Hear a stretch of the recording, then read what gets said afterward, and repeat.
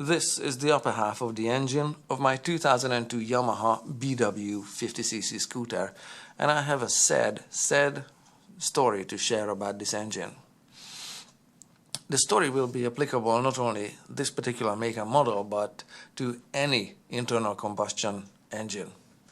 So, this being a 50cc scooter engine and a two-stroke engine of that, as evidenced by these two oval-shaped cutouts in the piston skirt, needs more frequent service than, say, a 1200cc touring motorcycle engine. So, following the manufacturer's recommendations and brimming with confidence, I pulled the motorcycle in for service. However, I made a couple of fateful decisions. I decided to work on this engine at the end of the day when I was tired already. I decided to work on this engine in a cold, unlit garage, lying on the floor on a yoga mat and cardboard, something like that. And the motorcycle wasn't elevated on a platform to a height where I could sit next to it or stand next to it and I could actually see what I would be doing. No. I was on the floor in an unlit garage and it was cold. So the manufacturer recommends that the engine be inspected for wear and condition. No problem. I removed the body panels and take a look at the engine. Remove the spark plug and look inside, see what's happening. Of course, all I see is the black top of the piston lowering and rising. So that's not enough detail. No problem. I decided to pull the 4 bolts quickly. Super simple. With the top out of the way, I could see more detail. I could see the whole top of the piston, but it was rising and lowering inside the engine block, so I wanted to see even more detail. I pulled the block off the piston. I'm gonna do it the other way around now. I'm gonna pull the piston out of the block, but I pulled the block off it, and then I had full access to inspect the piston. The piston is connected via a wrist pin or a piston pin to a connecting rod, and the connecting rod is on the crankshaft. Now this connecting rod and this crankshaft is not part of the scooter. This is just not this one. This is just here for show and tell. The one that works and matches in size is still on the scooter. So this is just here for show and tell. So I wanted to remove the piston so I could take all of these components into the living room where I could inspect them in good light and I could eat a dinner and where it's warm warmth and I could sit down in an armchair. So to do that, I just need to take the piston off the connecting rod, and the wrist pin is going to be substituted by this pencil. This wrist pin or piston pin needed to be removed. The pin comes out or is secured in place by a circlip. This circular clip, this is also just for show and tell. It's too big for the scooter piston. This is how it looks like close up, and it's made of spring steel like so.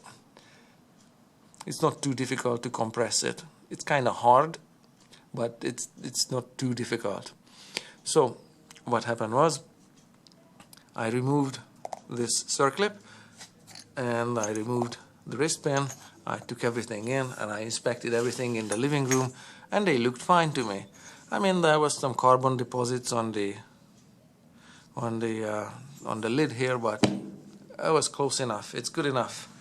I decided to install the piston right away after my dinner and assemble the motorcycle back together so I could go to work the following day in the morning.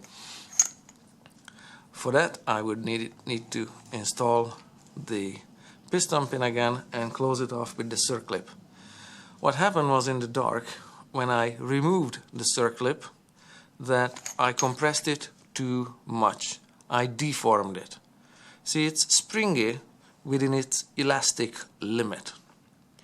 And once I made an oval out of this circular clip, it still stays elastic, but it's going to be an elastic oval. And I didn't notice that oval deformation in the unlit garage.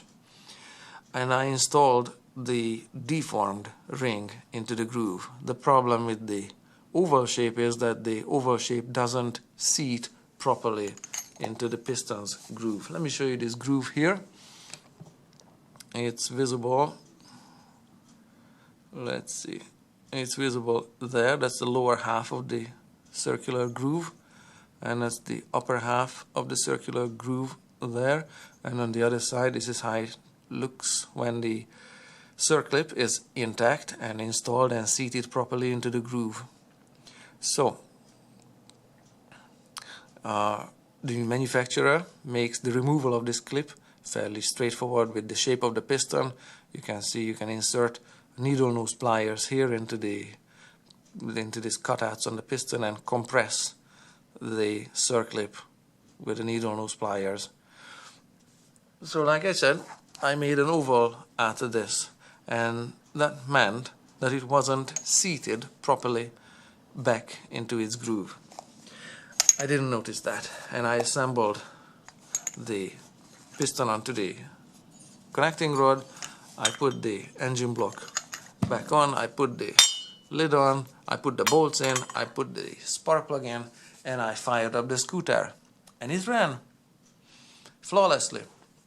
It was idling fine. Now, idling at an RPM of about 1200, 1250 wasn't a problem. The problem was that the following day, say about 25 kilometers away from home, I hit downhill. Now, the problem with downhill is that scooters need to be operated almost all the time on full throttle, because they don't have a gearbox. They are somewhat slow to accelerate without a gearbox or without a powerful engine. So when the scooter's RPM range can reach on flat ground, say 9,000 RPMs tops, when you go uphill, instead of 9,000 RPM, the scooter will only reach 8,000 or 7,000 or 4,000 RPMs, and it's just barely dragging up on a steep uphill. The same stuff happens on downhill. The scooter picks up speed, it goes faster. So its top speed on level ground is 60 kilometers an hour, say at 9,000 RPM.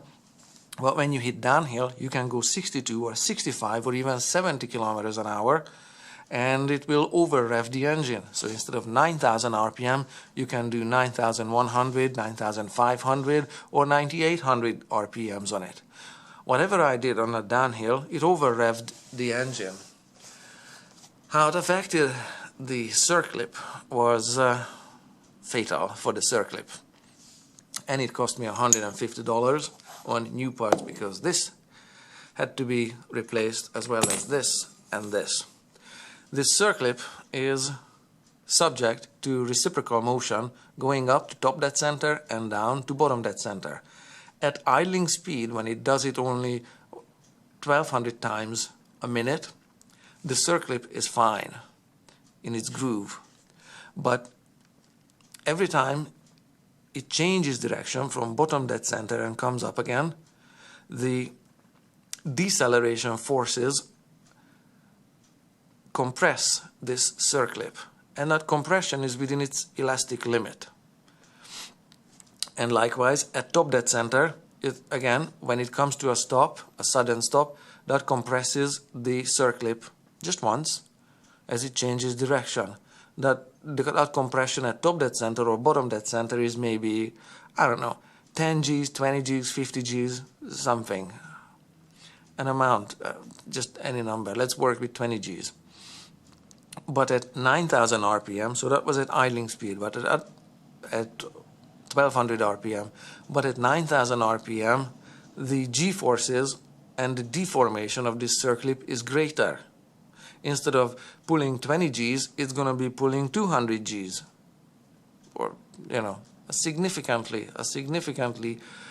greater amount of deceleration will this circlip be subject to. The deceleration forces will compress it even further. As my oval-shaped circlip was compressed under top RPM deceleration forces and acceleration forces, the circlip wasn't staying in the groove and came out. And as it came out, it doesn't disappear. It fragmented.